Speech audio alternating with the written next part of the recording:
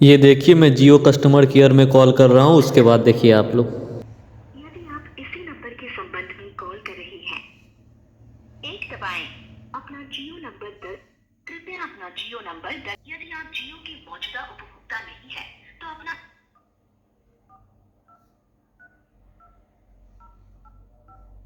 आपने नंबर दर्ज किया है 96। कंफर्म करने के लिए एक दबाएं। दोबारा दर्ज करने कृपया प्रतीक्षा करें।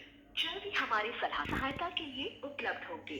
सलाहकार से बात करने के बाद आपकी कॉल एक ऑटोमेटेड सर्वे के लिए ट्रांसफर होगी। आपका फीडबैक हमारे लिए महत्वपूर्ण है। कृपया अपना फीडबैक अवश्य दें। ये देखिए ये कॉल वो लोग ऑटोमेटिकली ही कट कर देते हैं। नमस्ते, आप लोगों का स्वागत है आज के वीडियो में।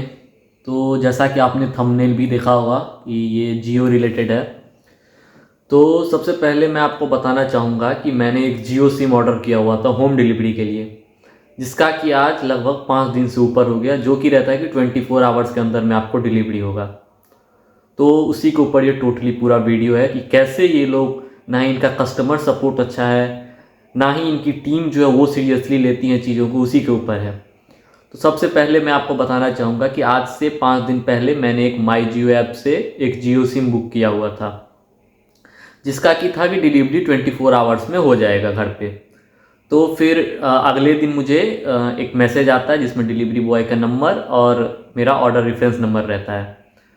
और डिलीवरी बॉय मुझे कॉल करता है और वो मुझे बोलता है कि आज शाम को आपको डिलीवर हो जाएगा। मैंने बोला ठीक है, आप कर देना शाम में डिलीवरी। फिर वो शाम में मुझे कॉल करते हैं और बोलते हैं कि नहीं, आप एक शॉप पे चले जाओ, वहाँ से जाके ले लो। तो मैंने बोला उनको कि देखिए ये तो होम डिलीवरी वाला है, तो फिर आपको घर पे आके डिलीवरी करना चाहिए।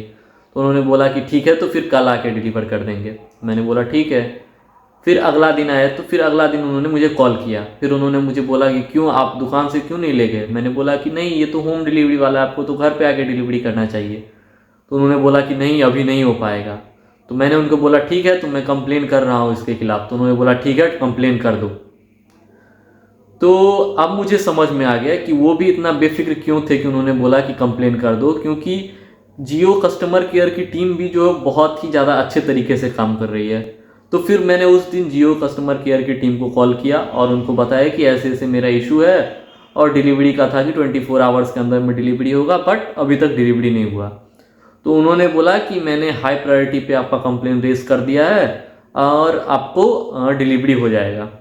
मैंने बोला ठीक है। फिर उस दिन बीत गया, डिलीवरी नहीं हुआ। फिर मैंने नेक्स्ट दिन उनको कॉल किया, तो फिर से वो बोलते हैं कि अच्छा आपका अभी तक डिलीवरी नहीं हुआ है। तो मैं क्या करता हूँ, फिर से कस्टम एक रिक्वेस्ट रेज कर देता हूँ। तो फिर से उन्होंने एक कंप्लेन रेज किया और उन्होंने बोला कि ये 24 आवर्स या 48 आवर्स के अंदर में ये डिसॉल्व हो जाएगा। तो उन्होंने बोला कि मैक्सिमम आप मान के चलिए कि 24 आवर्स के अंदर में ही हो जाएगा। जैसे ही, क्योंकि फीडबैक कॉल जाएगा हमारी टीम की तरफ से उनको, तो हो सकता है कि आपको आज ही डिलीवरी हो जाएगा। लेकिन 24 आवर्स बीत गया, कुछ नहीं हुआ। फिर मैंने कस्टमर केयर में कॉल किया, तो फिर भी उन्होंने बोला कि नहीं हो जाएगा, आपको डिलीवरी हो जाएगा, कल तक में डिलीवरी हो जाएगा। और इसी टाइम मैंने ट्विटर पे भी पोस्ट कर दिया इसके रिगार्डिंग। ट्विटर पे भी उन्होंने बोला कि हाँ, हम लोग आपके कंप्लेन पे काम कर रहे हैं, आपको जल्द से जल्द इसके मतलब इसका रिस्पांस मिल जाएगा, आपका प्रॉब्लम सॉल्व हो जाएगा। लेकिन अब 48 आवर्स से ऊपर हो चुका है, मैंने कंप्लेन भी रेज किया था, उसका भी कोई सॉल्यूशन नहीं मिला।